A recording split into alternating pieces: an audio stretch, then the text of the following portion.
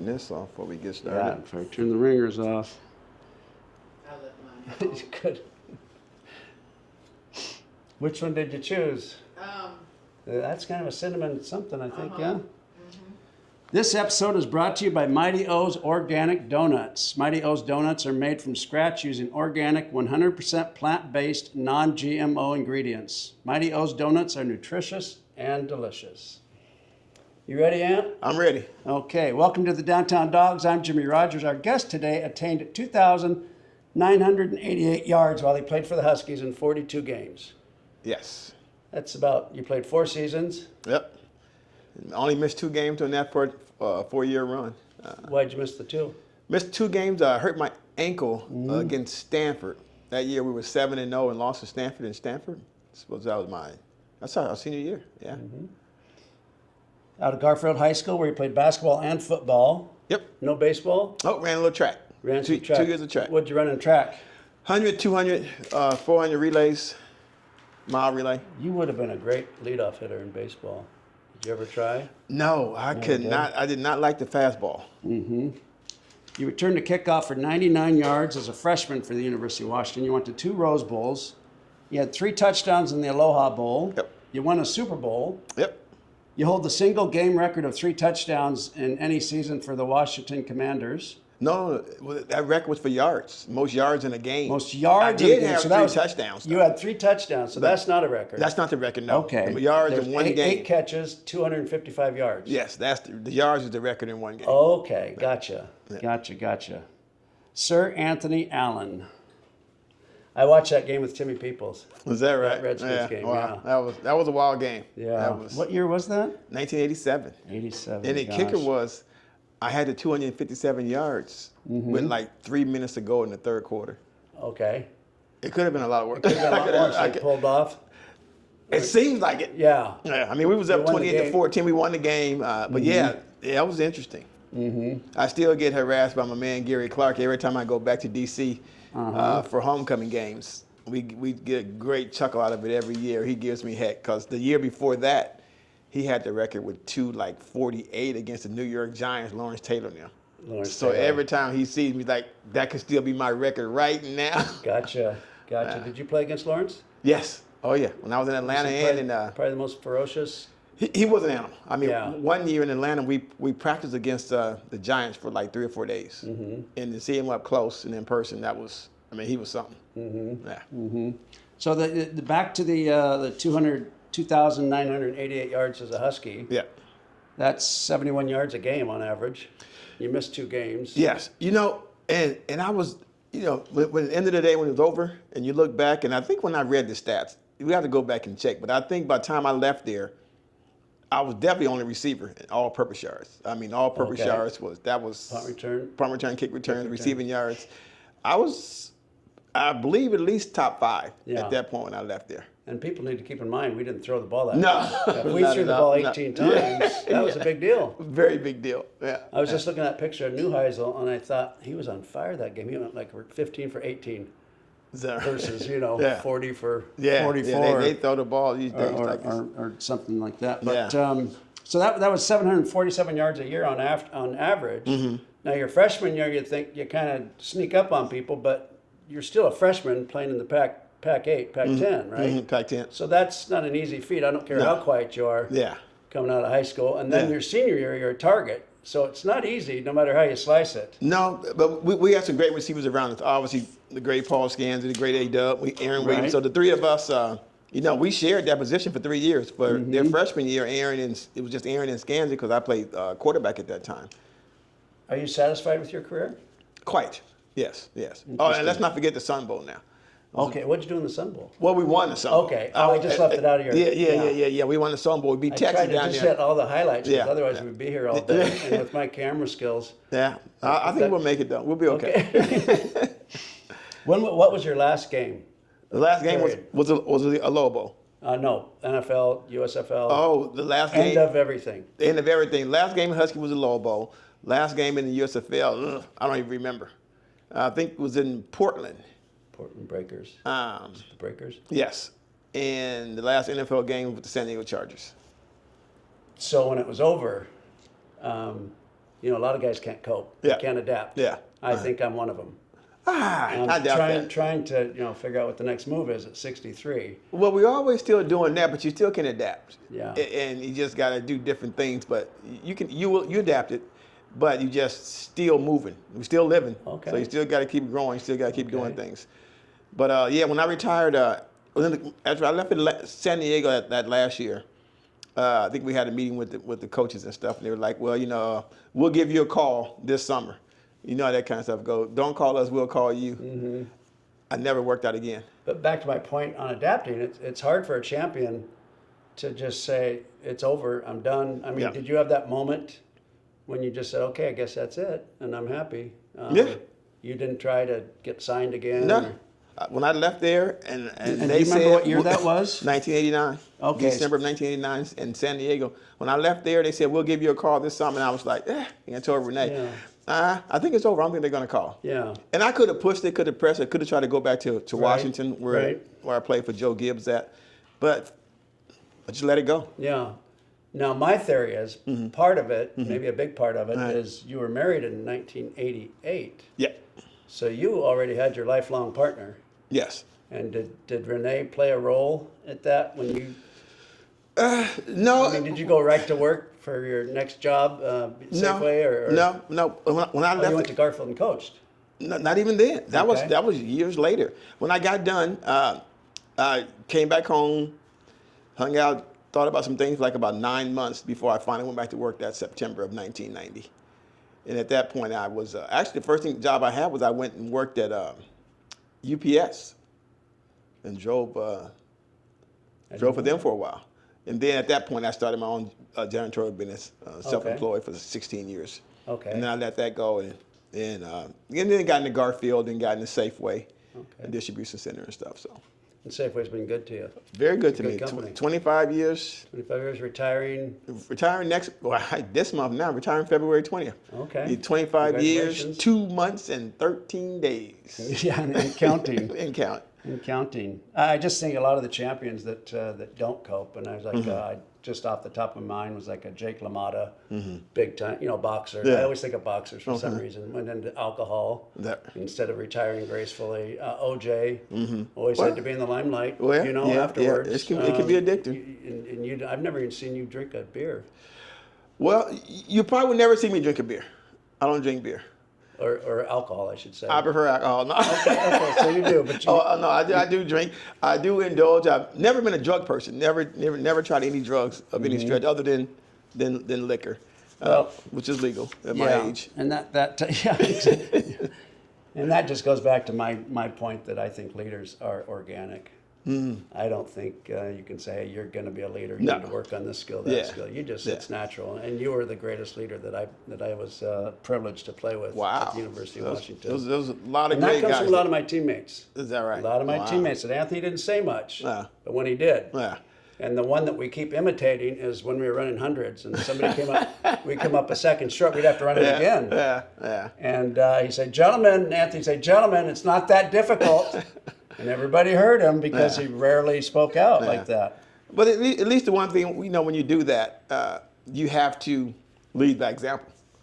You can't be sloughing yourself. Organic. And the one thing that helps me was I was a point guard, was a quarterback. The same, you Always. quarterback, and you expect to be a leader. But a great guy to help me was Daryl Powell. I'm all quarterback at Garfield and kid when I grew up, watched him lead. But playing point guard, playing quarterback, just being that person that knew the game of sports and loved sports and really, really paid attention to it all, it was easier for me. Daryl Powell, did you meet him at Garfield? Or just I when met you moved to Daryl Powell Seattle? when we was like 9, 10 years old. They was playing Little League football, but at Miller Rec.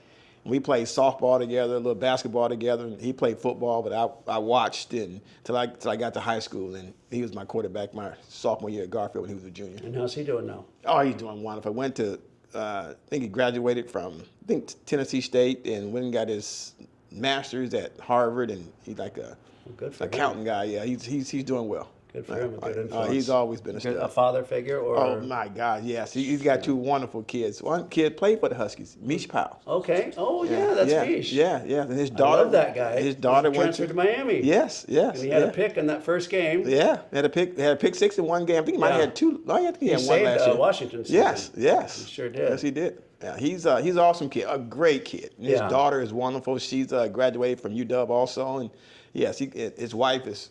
They're both like I think she's like Columbia, and Okay. Daryl's like when That- got that in, type of yeah, brain yeah, power. yeah, yes, exactly. So how is it Mish or Misha? Mish. Mish, Well, huh? Michelle Powell. No, but the son Yes. is Mish. Mish. Okay, Michelle. so how's he doing now? Where's he at now? Did he Like he transfer? just finished up at Miami. He stayed? Yes. Okay. And now he's out. He's So going for the NFL, or? But Hopefully. I'm sure he's got a Yeah. career in whatever he wants. yes, I mean He's an academia He guy. he will be fine in Yeah. life. He's Yeah. one of those kind of kids. Your daughter Catherine's doing great. Cass is doing real well. She's recovering from her injuries and stuff and illness, and she's doing well back at work now, and we're so proud of her, and she's doing so well, which makes us quite happy, obviously. Well, prayers were answered. You lost your brother Patrick a few years back. Yes. You have another daughter? Yes, my oldest daughter Danielle. Danielle, okay. Yes. And she in Seattle? She's in Seattle. Just got married September. Okay. This past September, so she's my first child, my firstborn, and she is married. Got a great husband, and she's always been doing well. But yeah, they both kind of work in the same field, same place, but different part of the same company. But she's awesome and doing great. Fantastic. Renee, do you have a question for your husband? Not that I can. Not that you can think of? Oh, if you think of one, feel free. Just Okay. kind of give me the look. And Okay. so, your fastest 40 time?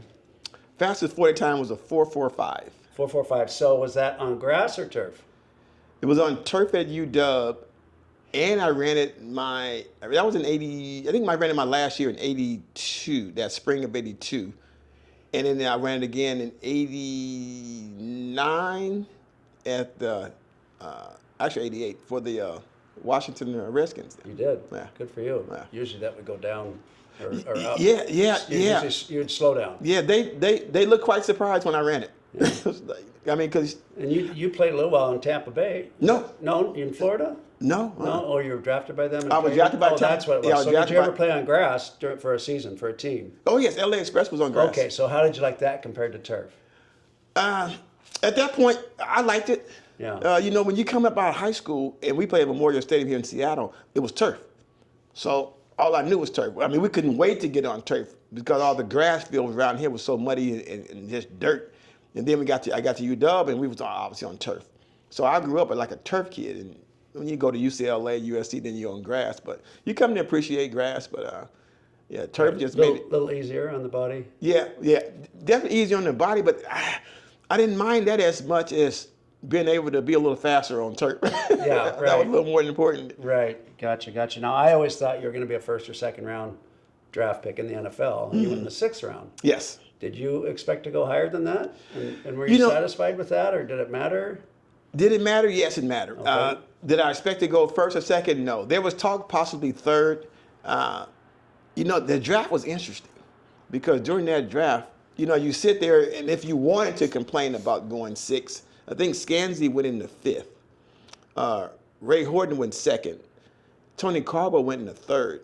Now we were all expecting, Mark Stewart to go first round. He was an All-American linebacker. Mark Stewart was the big stud, and he went like fifth or something. So it was an interesting draft. Plus, again, both classes was combined. But 6 to Atlanta, I could live with. You got drafted. I mean, of course, back in those days, it was like 11, 12, 13 rounds. So being 6, I was happy with that. Mm-hmm.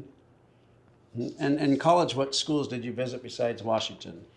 My first visit ever, my first plane ride ever, I went to University of Wyoming, Okay, and it was in the wintertime. okay. Not And good. Not good. Not good at all. And they wanted me to play quarterback. And, of course, I was playing basketball. So that Friday night, we had lost my senior year. Of course, we lost the first game of the season, but I didn't play from an ankle injury from football. And then the second game we lost, first game I had lost, I only lost one game that year, was to Ballard. Ballard beat us. On the next day, I had to get on the plane and go to Wyoming. And also that morning, you pick up a paper cut, you want to read the stats and everything. and there was a plane that had crashed, like 160 people that crashed, and this is You my weren't first too time. excited about the flight. No, but yeah, but I made it there, and they put me on a jet ski, and it was wintertime, and of course it's the ice, snow all over the place in Wyoming, and I almost crashed that sucker. You also visited Notre Dame. Went to Notre Dame.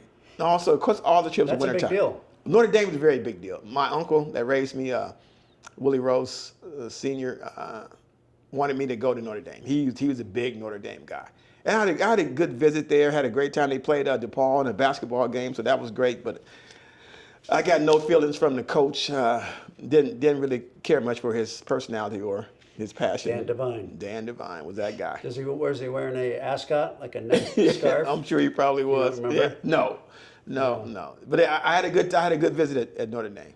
I had a good time. Not good enough. No, not to make me want to go. So why Washington over Notre Dame? And I think you visited Oregon. I went to Oregon, had a great visit at Oregon. You did? Yes. Rich Brooks. Rich Brooks, and they wanted me to play quarterback. So it was Notre Dame wide receiver, Oregon and Wyoming was quarterback, and Washington was defensive back. My least favorite position to play, one I had never played. And I played safety, in high school, but never corner. And I love some safety, but I chose University of Washington because I chose Don James, Coach James, and it all worked Right out. choice. Who was your host when you came to visit? My host was our present mayor at this time, Mr. Bruce Harrell. Mr. Bruce Harrell? What a great my guy. fellow Garfield Bulldog teammate, and Okay. he was my host when Do you stay in touch with him? Yes, to this day I still do. Matter of fact, seen Bruce last week. Tell him I said hello. Will do. And who have you hosted when the recruits that came to Seattle to the University of Washington? Or who's the most memorable, I should say? The most memorable probably was, I think, Gerald Wilhite. Gerald Wilhite. Running back. The running back. Yes, He running. committed. Yes, He committed. committed here, and it was a big deal. Yeah, and then he ended up went to Oregon, I believe. And then he decommitted and went to Oregon. Yeah. And it was interesting because when he came, he just, for some reason, he gave the story that he just like, all we do at Washington's party. And he just always just had too good of a time. They're like, who took him? Coach James looks at me and he's like, what the heck happened? It's like, well, he came at first, but then he said no. But yeah, he had a good visit. But he was the most memorable, most fun. I remember it very well. Yeah. He was a year or two older than myself. Yeah. And Yeah. I don't think he ever did anything at Oregon, did he? No, and that's, you never can tell. But I sure wish he would have stayed here. He probably would definitely had a little more structure, more discipline, and probably would have had a lot better career. I just can't imagine why somebody would go to Oregon versus Washington. I mean, the only exception is the money these days with the NIL. Yeah. But back then, then was, first of all, compare Seattle to Eugene. Yeah. Or Corvallis or Pullman. I mean, it's that part's a no-brainer. Postgraduate, Seattle versus Eugene. Yeah. Corvallis, Pullman. I mean, I just don't get it. And I'm an Oregonian. Yeah. I mean, and the best I could do is just, everybody can't go to one school. So somebody's got to go somewhere. And there's people that have different personalities that want different things and seek different things and different kinds of attention and different kinds of promises. And I mean, there's kids you grew up with that you knew could play. We got one kid that almost came to Garfield and he didn't, but he just chose to stay where he was for the comfortability. But people that came to Garfield, we would have really been on then. Is it true that you called your own play in the Aloha Bowl to win the game? That is true. Can you walk us through that, please? Yes. The last drive of the game, we were down. We had converted 3 4th downs on that drive, maybe 4. Tim Cowan. They were up. Less than a touch? Yeah, they were up 20-14. Time with 3 minutes to go in the game. So this is we had to drive 80 yards. And you had to score a touchdown. So we Okay. drove all the way down the field.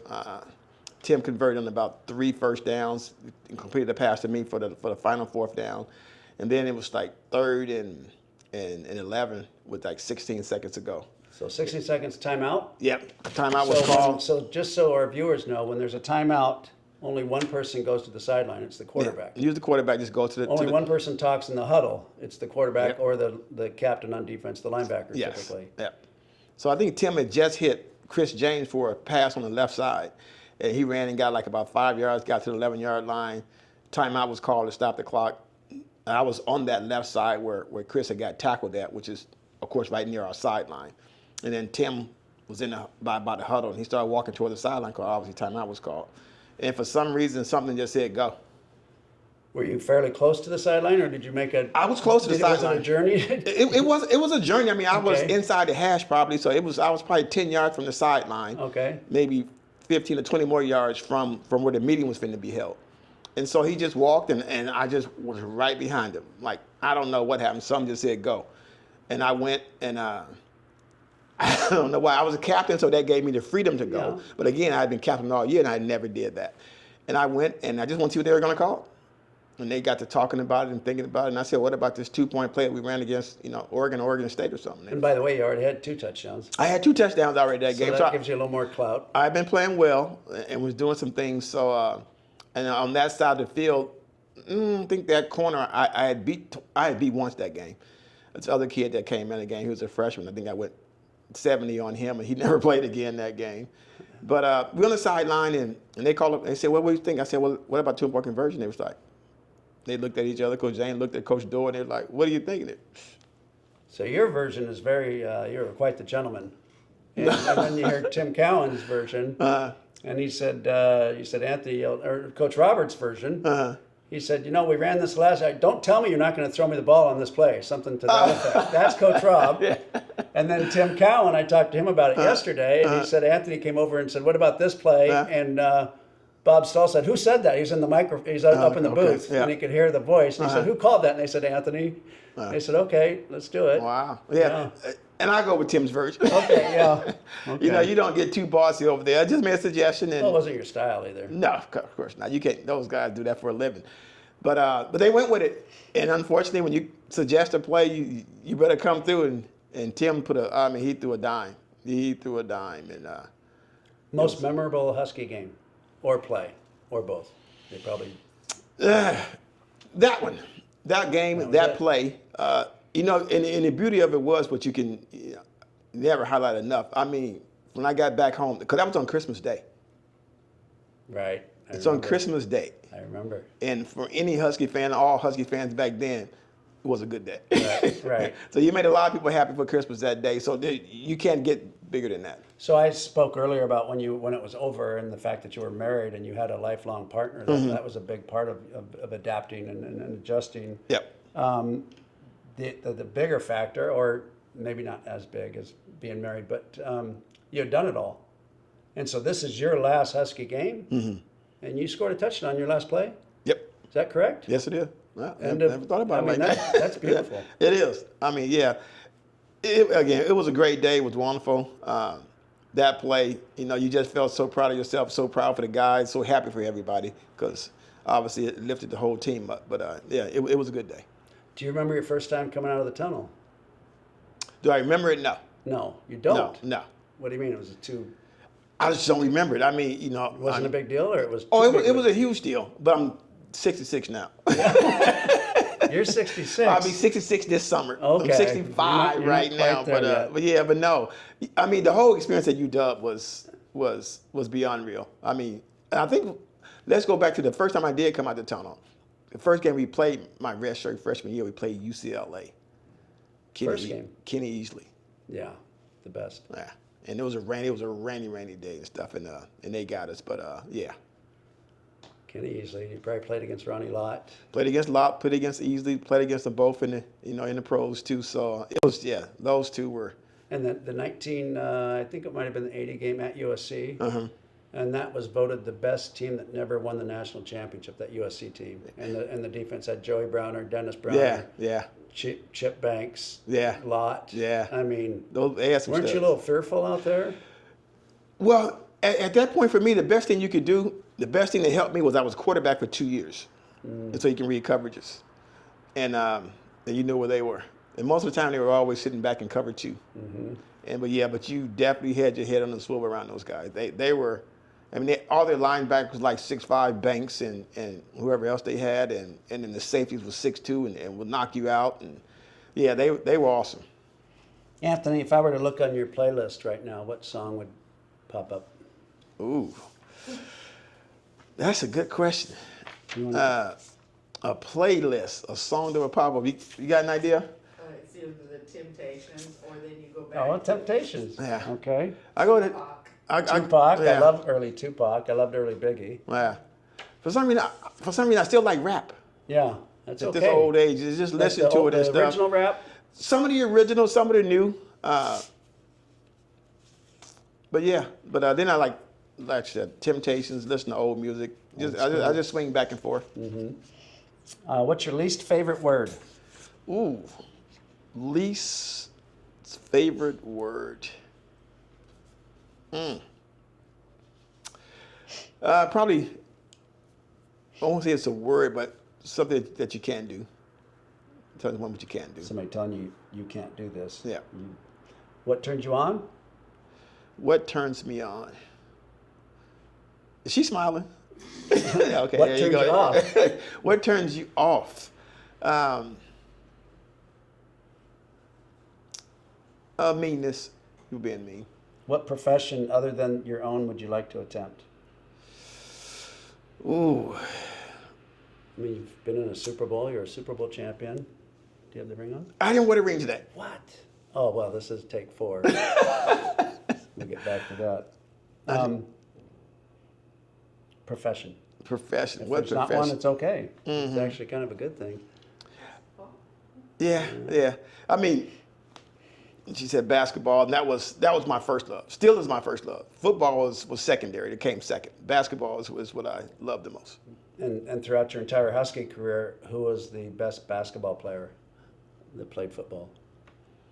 Ooh. Quite a few of them. Yeah. Michael Collins. Collins was exceptional. Jock was good. Yeah. Jock. Ronnie Holmes. Yes. Oh yeah. Well, I mean, Tony Roten, senior. Tony Roten. I mean, there were so many guys So that many. was obviously, your kids. You played dual sports, but there were a lot. Well, that's really the elite athlete in my mind, the basketball players. Yeah. But Yeah. Those guys. I mean, we used to have some games that were just tremendous out there. if heaven exists, what would you like to hear God say when you arrive at the pearly gates? Welcome, my son. You've done well. Fantastic. Well, leaders are organic, and this is take 4, just to be humble here. First one was interrupted. Something happened on the way to the White House. Second one was the mics. We didn't have the mics. We got halfway through the interview. The third one, that after you left, it said the SD card needed to be configured.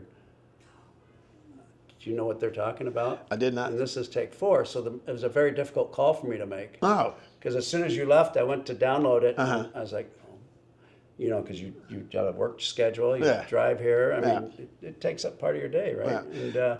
And I called Anthony, and I had to make that call. It was not an easy phone call. I wanted to say, have you ever dropped a ball like in the Super Bowl? But I know he hadn't, so I couldn't go there. And I just said, hey, I messed up. I dropped the ball. Yeah. And you know what Anthony said? What time? That's Yeah. that's a leader. Yeah. That's a leader. Anthony Allen, thank you so much. Jim, my I pleasure, brother. appreciate you. Always a Okay. pleasure to see you. Fantastic.